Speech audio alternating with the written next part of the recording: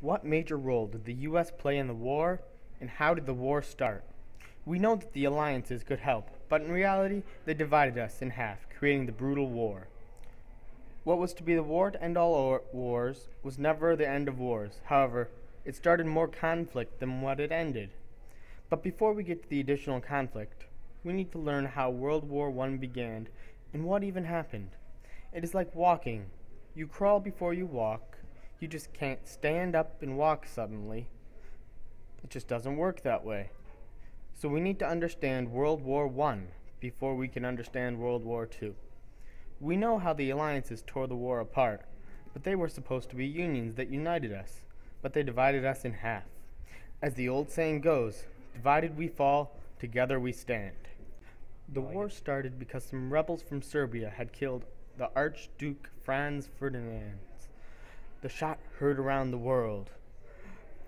This triggered the alliances, divided into the Allies and the Central Powers. Russia tried defending Serbia, and this caused a series of chain reactions which led to the skirmishes, which caused the war to begin. Another thing that had built the tension up was the rise of Germany, striking fear into many. Of the nations we have, the fact that Germany was building so fast, and the fact the alliances formed together, had enough tension to bend a steel bar. The point of it breaking was Franz being assassinated by Serbia, and so World War I had begun. This war had began with a brutal spread of fights, all due to the alliances, which helped split the world from whole to half. Now that this happened, we only knew war, not peace, with the opposite side. Since there were alliances in the war, we needed to decide who to join.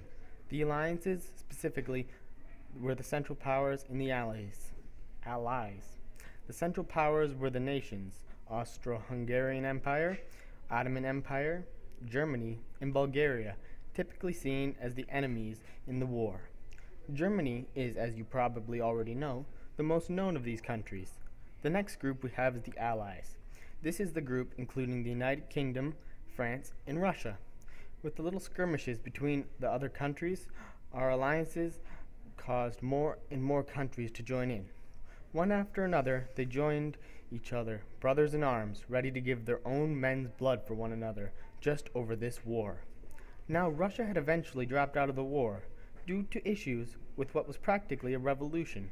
This set up the next chain of events to take place. The alliances were strong, but at some points, changes had to be made from the issues Russia was facing. After Russia dropped out, the U.S. rushed in and joined after remaining neutral. It attempted to stay neutral due to a slight bit of isolationism, but the main reason was preparation. We had known if we didn't properly prepare, the casualties would have been massive, and most likely we would have lost. The reason forcing us to join as well was the infamous Zimmermann telegram, threatening that Germany would return the land we stole from Mexico. Now that we joined in, it was about time to rush the war forward in this battle and attempt the old saying, all or nothing. When Russia had left and the odds were starting to be stacked against the Allies, and we knew we had to join.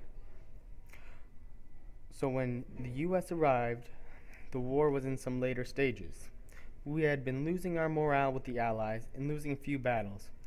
We had arrived, however, with 2 million fresh soldiers, a boost in morale, and a powerful set of weaponry behind our backs.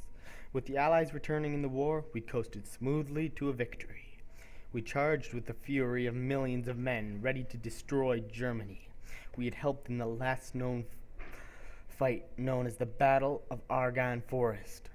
These would be the last trees to bear the fruit of war in this time, and instead bear the fruits of peace, as the treaty was made shortly after this fight. So far on this planet, there's been only 2 times that the whole world has come together and fought. Let's just hope that there is not a third. This documentary was made possible by the hard, back-breaking work of Ian Trotter, Joshua Yo, and David Podvoisky II. The links for the sources are in the description.